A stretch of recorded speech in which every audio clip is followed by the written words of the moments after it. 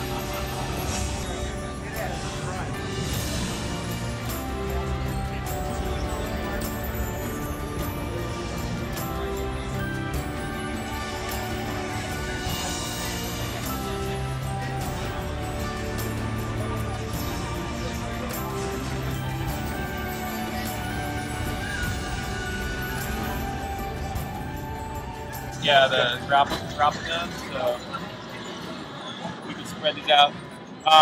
You know, one thing we're also noting is that all your 1.0 discs and figures will work in the toy box in 2.0. They'll probably all look better. Yeah, I mean, the enhancements are sort of just inherent in the engine. They're sort of the same aspect. So, then also, of course, we have a whole new line of power discs, both on the Marvel side and the Disney side. A couple of the highlights here, we have the Swine Trek from Digs in Space. We got a Heroes Duty Skybox and Terrain Changer. I can throw that up real quick.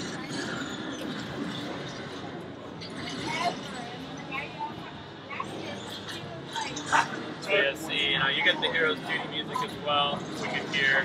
Changes all, just like in the first game, it changes all the trees and the road to look like that property. And then of course we have the tower in the background as well. So there's a couple of those that we're showing today. There's also a Lion King look to the toy box. That one's also popular with the theme song. Oh, what theme song is it? It's called the Circle of Life. Circle of Life. I don't want to be quoted on that. No, of course.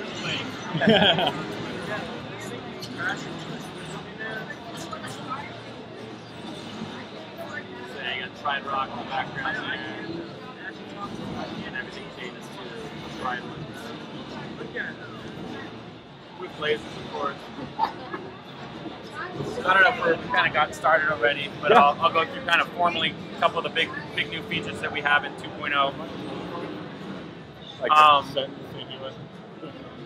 We really listen to our community, and we heard that a lot of people want to just kind of jump in the toy box and just start playing right away. They don't want to start with the bare patch of land and build up. So we made it a lot easier to do that for people, not only for adults, but I think kids would really get a lot of benefit out of it. So we have what are called builders and creators. Let's get down in the toy box and list of them real quick. So the builders are these little dudes that you pop in there. He'll build a rail grind and it'll be procedurally generated, so it's unique every time. We got guys that build forests and throw trees and flowers around. Castle builder, treehouse builder. This is just a small sample of what's going to be in the final game. Now, are these representative of those types of builder, or can you change the village people to match difference? Well, these are inherently the ones that build that particular thing. Okay. So yeah, they're kind of locked in as this guy builds pirate towns, this guy builds tree houses, that kind of thing. we just sort of picked, thematically what might make sense for that. But then also if you want, so those guys, if you put him in, he'll start building, he'll walk around and he'll kind of do it with a little bit of animation and a little bit of more of like a thematic quality to it. But you can also just throw in guys, he's kind of over there thinking, he threw down, one piece there, he's getting his pirate town built. But you can also kind of interact while he's doing it. Do they build until you tell them to stop, or? Yeah, they don't max out the soy rocks. They don't really have a command to stop, but they'll build it out to a pretty good degree. Okay. Yeah. Which is probably better because you don't want them to like allocate all your resources. Right. They don't completely max it out, but it gets pretty cool. And just with the environment that we have, it's nice to have a sort of fresh start where you have an open space, so you can, if you want to throw something down. If you want like the quick version of it, so we'll do the treehouse one this time. That's where the creators come in, and these just, you put it down. Actually, let's try that again real quick. You just put it down, and it'll instantly just build out an area that's themed to that thing. So I threw that in. And instantly you see there's a big old tree house up there, and it's still going. So that's different than the builders. These are called creators? Yeah, the creators are, essentially just sort of a really quick, get it in there, get it done. The builders, we kind of have them as like, they're kind of maybe more for kids, like this little guy, and he kind of goes through little animations and does it as he goes along. Gotcha. Now you can always like edit anything they do. Like I could like clear that out if I wanted to and redo it. I can rearrange stuff. And it's the same thing for all the different builders and creators. So, we'll have a racetrack creator, throws down a racetrack completely connected. It'll throw in some variations with like turns, and dips and stuff like that. City block creator, sort of self-explanatory, throws down some buildings and roads around it. The platform creator is pretty cool. If you throw that in, basically you add a start point and then an end point. I'll kind of keep it short up here. See, and then it throws in a bunch of like platforming toys together. Oh, wow. So you've got the swinging hammers, the stompers, the turning platforms. So theoretically, like you could throw a bunch of those in and make a platforming game really quickly. So then we also have like the rail one that I mentioned. There'll be more. This is kind of like what we're showing today. Okay. So those guys are all going to be building as we go here. So I'm going to try to find some space to throw down some templates so I don't have to restart the toy box here. But one of the other big things is the templates. And those are, if you remember from the first game, like we were showing a lot of times at events, we showed how you could throw down a couple of soccer goals, throw down a scoreboard, maybe even a firework cannon, connect them all together by programming with the logic tool. This time, we just throw down everything together in a bundle. You pop it down and it's already programmed and everything and ready to go. So we'll have a big variety again. This is just kind of what we're showing today. But there'll be things like racetracks, there'll be battle races, there'll be battle arenas. You throw it down and it's like a contained area with collision and everything to keep players in an area. It's got a mechanism that starts the game and gives you like a timer, and then whoever keeps score, whoever gets the most kills or whatever at the end of the game wins. That's awesome. It's like a Smash Brothers. Yeah, exactly. Yeah, there's a lot of like cool. sort of that stuff you'd expect like from a quick game that you can throw together. One of the ones that we sort of throw down at the show today, just because it's sort of put together and kind of fits the red light, green light game. Let's see if I can try to find a space for it. Those builders are busy, man. Yeah, they are. There So we when go. they quote Okay. you a job, they finish it on time? Oh yeah, yeah. They're not like regular contractors. You don't have to chase them down and you don't ask for more money. So this one, I'm not 100% sure about the placement there. Let's try to get back over here. But essentially, it's a red light, green light game. You just get on the start pad, you start up, and there are these little blocks that you get to, and they go from green to yellow to red, and you got to pretty much make your way through the track before they turn red. Let's see, here we go. And so again, this is a lot of stuff's designed for multiplayer. but I can kind of demo this one in single player because it kind of works that way. So they'll give you a countdown. This is all stuff you had to program manually before. They'll give you a countdown, and then they have these pieces that turn from green to red to yellow, and then you gotta get past them before they turn red. Otherwise, you get. So you're in a race, like a foot race with somebody. And then same thing with with all the other toys that we have pre-made.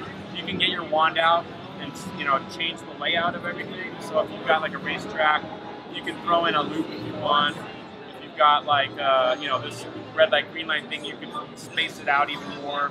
And there's a couple other like tweaks that you can do to all the templates. That's awesome. Yeah, it's a great way to just like get in the toy box and instantly play something. Make it a lot easier. Yeah. And of course, we still have all the other building mechanics and stuff that we had in the first game where you can do it manually. So that's gonna be like the new challenge. Like, well, I did it manually. Like, yeah, we were thinking about that for the UGC because we got those contests every week, and it's like, well, how are we gonna know if somebody just threw down a builder and a template, or built it themselves? I don't know. We got to kind of figure that out. So I mean, maybe it doesn't matter if it's cool enough.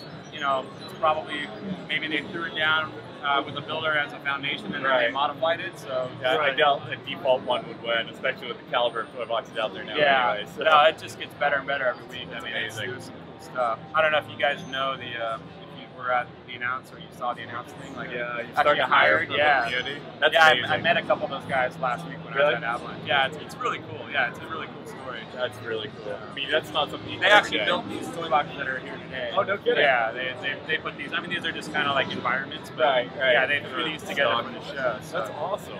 Yeah. No, it's really cool. That's great. So I noticed there's a little bit of Gravity Falls in there. Yeah, I mean, we're trying to add as much as we can for all the different Disney properties. I mean, we had a huge list last time that we hit, but because Disney has so much, we still didn't hit everything that we have. So, as shows kind of bubble up or movies bubble up in popularity, or even obscure ones, like we had Condor Man last time. I mean, we'll just grab from that huge repertoire of Disney's IPs. Wait, you mean we're not getting a Condor Man playset? I can neither confirm nor deny. This is one of the new UI features. You can actually filter and select your toy ribbons based on any of these characteristics here. And then we've got a favorites thing as well. If you use a toy a lot, you can add it to your favorites. Awesome. And there's also an undo. It's a little buggy right now. So the treehouse considered a building? So these are all the pieces. Yeah, these are the pieces. There's under the builders and creative tab. There's a builder and creative. I guess I'm just looking at the treehouse because I hit the left trigger. Some of the controls have changed a little bit. Okay. So if you go up and down on the D-pad, that's a scroll right the ribbons this time. Okay. Left and right goes through the items. And then one other thing when you do get to it, to rotate, raise and lower, you hold down the right trigger and then use the left stick, not the D-pad like last time. Some little tweaks we did based on some play testing and that kind of. That's actually a lot quicker. Yeah. It takes a little bit easier than the first. Yeah, sure. Now, so when he plays the Avengers Tower, can he put a door on it? How does that door The function? interiors are sort of certain items. They're kind of inclusive of themselves, so you don't make an interior out of every set piece. They're sort of interior pieces that you put in and build those. Is that in the game? Can I take a look at the interior? We're not really showing it. We talked about it, so it's basically we can tell you all about it, but we don't have it in the demo for today. But essentially, it's like you start out, with the room, you learn how to sort of customize it, and there's a ton of different materials that you can customize from the wall, ceilings, pieces of furniture, different properties, statues, that kind of thing. Awesome. Could you talk about can you mention anything about the Hall of Heroes in this one? Or is that something I don't think we're really talking about that one today. Okay. What did you just put out? I put down the Darkwing Ducks Motorcycle. There it is. That was kind of cool. If you got more than one player, they could jump in the sidecar. Oh, really? Ride together. And then there's a smoke screen on the Y button. Vehicle. Whoa! It's all cel-shaded too? Yeah. That's awesome. That's beautiful. And it plays the Darkwing Ducks. Oh, does it? Yeah. Oh my god. You just can't hear it. See, now we need, It might be the DuckTales. Not 100%. No, it has. He had his own show. Yeah. It should be. It should be Darkwing Ducks. If it's not, I'll start a petition. It would be whatever the right song is for the property. It's just, a lot of that stuff's still going in the games. But so you just charged up the Maleficient power. oh, that's cool. So it has a timer now. It's like a cooldown. Yeah, like you just did something you didn't realize. Some power doesn't require time to recharge. Yeah, you can stack those too. Like you could put Zeus's Thunderbolts on there. That way you've got like 2 of them available when you want. So if you hit up on the D-pad, it'll activate that one. That's like another attack that you have. Awesome. So that'll charge up, and then this other one will charge up as well. Do you press down for that one then? It'll tell you, yeah, most Oh, okay. likely it's up and then down. Oh, right for that. That's sick. I had asked you earlier, I wasn't sure. If we put Maleficent on with that disc, does it change her costume? There are costume changes. I think they have some over at the Marvel toy box, but that's not a particular one. The costume changes are the buff discs like last time. Okay. So you get a buff depending on what the disc is, but the character that matches that disc gets the costume change. Okay, but other characters can't use that power up. I'm sorry? But other characters can use that disc as a power Yeah, up? exactly. So everybody gets the buff, but only the character that matches the disc gets the costume change. Okay. So obviously you wouldn't have like, somebody from another property wearing the costume or something. That'd be cool though. That would be cool. It would be the ultimate mashup, but So the Did I bug it? first one today. But yeah, the powers pretty much everybody can use. We call them events internally, but those are usable by any character. Mike, really appreciate you taking the time to show us some of this. We're going to look around at more stuff. It's awesome. So. Yeah, enjoy your time with JV later too. Yeah, I can't wait. It's going to be awesome. So, thanks, Mike. Appreciate it. Thanks again.